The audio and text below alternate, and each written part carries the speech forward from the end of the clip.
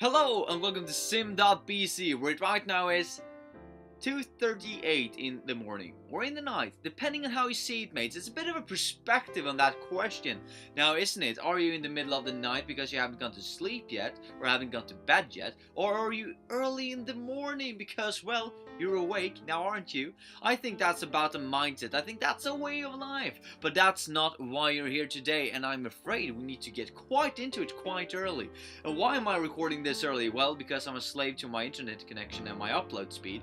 Yes, that is one of the reasons. I agree, I can't get away from that, but also because I cannot help but being engaged with the things that I'm reading about right now. And what am I reading about? Well, I'm reading about chapter 6 in Tailor brand's new ebook. And yet again, just gonna say this is not a sponsored video. I'm gonna put that in the title, or rather in the description as well of the video, because I think I failed to mention it yesterday. So I'm gonna put it in the description there too if you thought like, this is a bit suspicious. Why isn't it saying anything? Thought that could be good, you know? Not that there should be any controversy about it, but you know, better be safe than sorry, am I right? I just think it's rather good actually. But yes, and why am I so engaged? Let's get into it. Well, because it's quite simple. Today's little chapter, right, is all about keeping your audience engaged. And what am I? I'm engaged. Capturing your audience attention. And, well, a byproduct of me being this engaged is that I'm actually staying up late in the evening or early in the morning, getting up to record, you know, is that, well, I've been so engaged that I've had lots of notes. And I know I'm all about that raw format. I know that, but I think I should do the chapter justice. And, well, if this was my raw reaction, making lots of notes, then why not deliver on them? Am I right, people? Am I right? So yet again, if you see me doing this, it's probably because I'm just reading off my notes there. So, just to kick things off, some information from chapter 5 repeated before going into the next point, so that you have a bit of context, right? And that is nearly 70% of employees are not, and that is not, engaged in their place of work, and has been the same for the last decade. And this is, of course, according to Tailor brands and their chapters.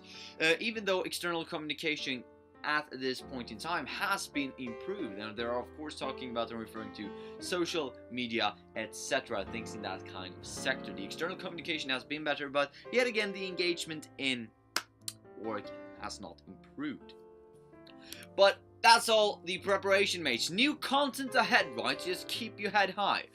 As have been previously established by chapter 1 to 5, businesses have two different audiences. It's one external and one internal. Ooh, I know. More things to keep in mind. How can a business have more than one audience? Well, that's quite interesting, isn't it? And we kind of touched upon it yesterday, and I think we touched upon it the day before as well. But what I am referring to is external and internal audiences. And an example then of external audiences is existing and potential customers.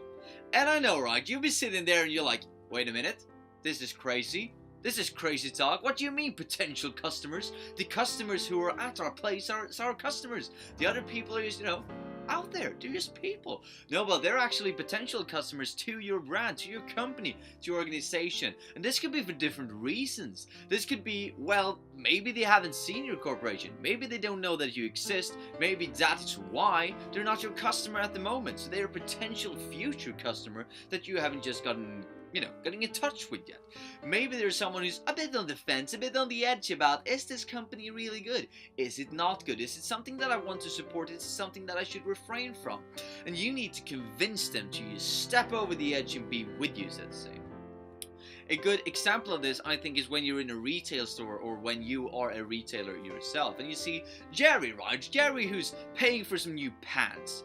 He's an existing customer. He's someone who's already buying stuff from you.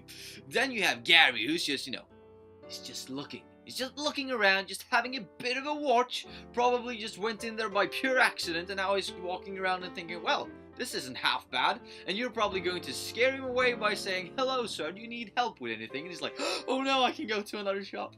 No, of course not. Service is good, mates. Service is good. But I'm myself a bit of the mindset of leave me alone. I know my stuff. And then I still don't know it, so I still need to ask for help. But that's a story for another time. An external, or rather, an internal example. An example of internal audiences is existing and potential, and you guessed it, mates. If they're not customers, they're probably with you. Staff. And moving into a real life example then is Jerry, who's working on a new project. He is an existing staff member. He's someone who's working inside in your team. Let's just say, he's not a consultant that you've hired, but still he's kind of internal, am I right? He's kind of an existing part of your corporation, of your company. But let's just say that he's a staff member that you've recruited. Your HR team has been good this year. However, then you also have Gary yet again, who's pondering over his morning coffee on if he should apply to your company at all. And that's all up to chance, or is it? No, of course it's not.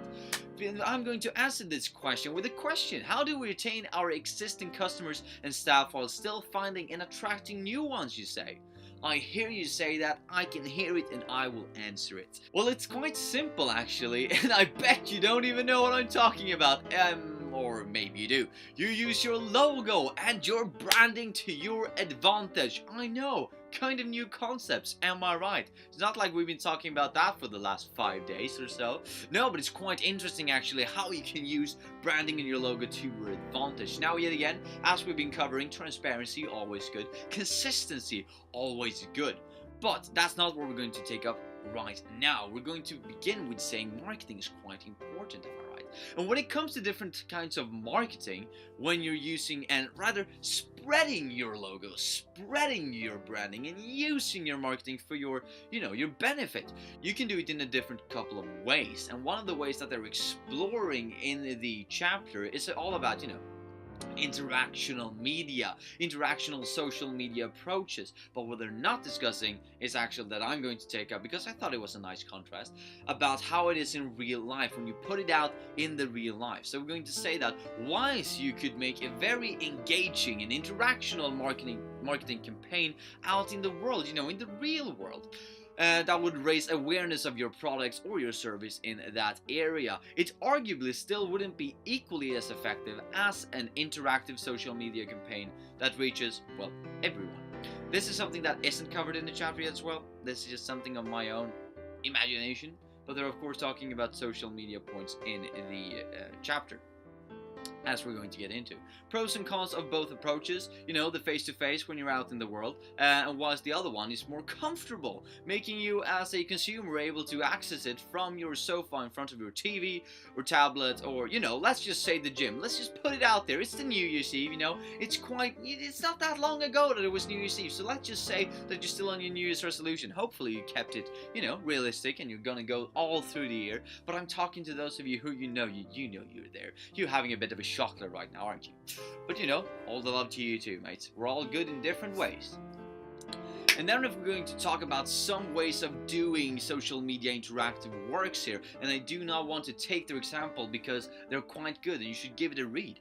Hashtags are tremendous for this, since if you as a company start a viral hashtag trend, then it can both send a good message, act as marketing, leading customers or staff to be aware of the company, show viability in that a brand can reach many people, and let people potentially view something that is related to your product or service when looking at the hashtags. Now this can obviously have a negative effect, and they have a better example about M&M's and how they utilized fair and easy marketing that didn't cost that much in their chapter. But what this kind of approach has as a negative is that, well, people can utilize hashtags wherever they want to spread your message all over the place. But hopefully you're going to have customers who are spreading this because they're the people who are going to be willing to spread it, because they're the people who are going to be engaged in what you're actually producing, what you're putting out, and hopefully you can start a bit of a trend there that's, making people move in towards your brand, because that's what you want to do,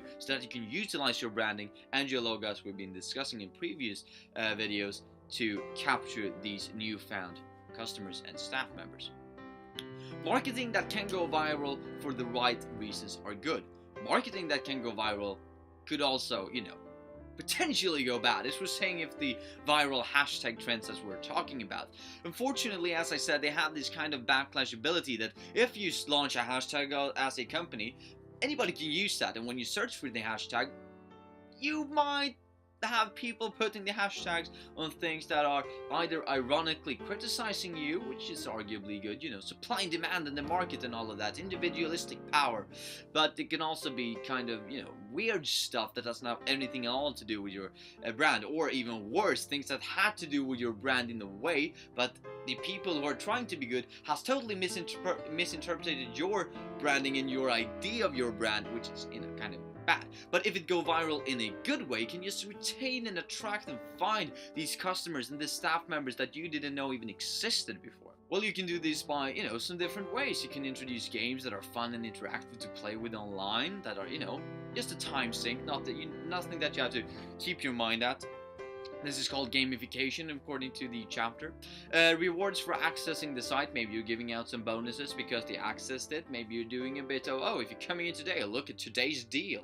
Something along those lines. Or maybe a playful competition amongst the customers that engages them. Of course, you can combine these things as well, making a game that is competitive and will reward you with potential, rewards. Maybe potential discounts or things of that sort.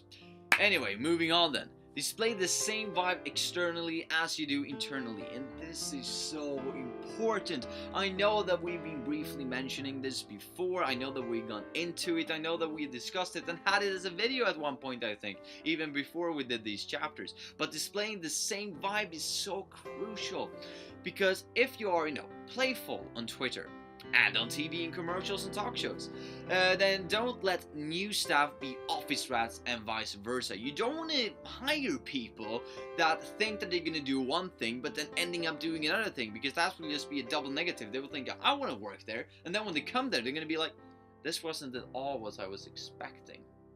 As we're going to get into here too.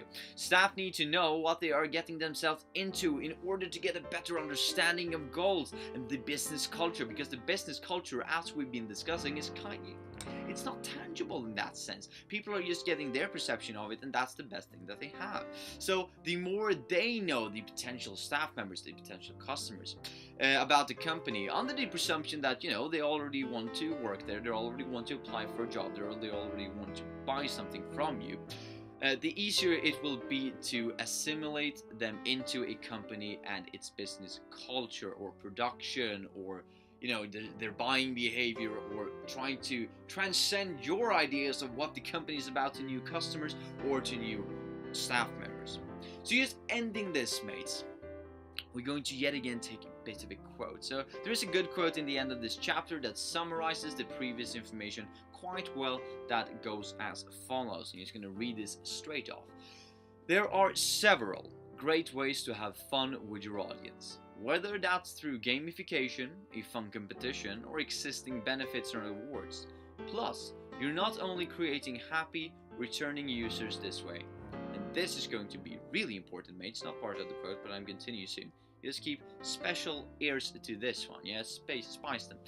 You're also creating potentially viral and priceless word-of-mouth marketing. Now, they're not saying potential, but I'm just adding it in as hedging, creating viral and priceless words-of-mouth marketing, because this word-of-mouth marketing is the most important part, and you need to have your branding associated with the external and the internal parts, with the intrinsic and the extrinsic parts of your business. You need them all to be assembled. You need them all to be in line in order to make them go across through, word of mouth marketing to other people, so that they come to you, so that you attract new potential customers, yet again them coming to you, and you're just keeping them that way.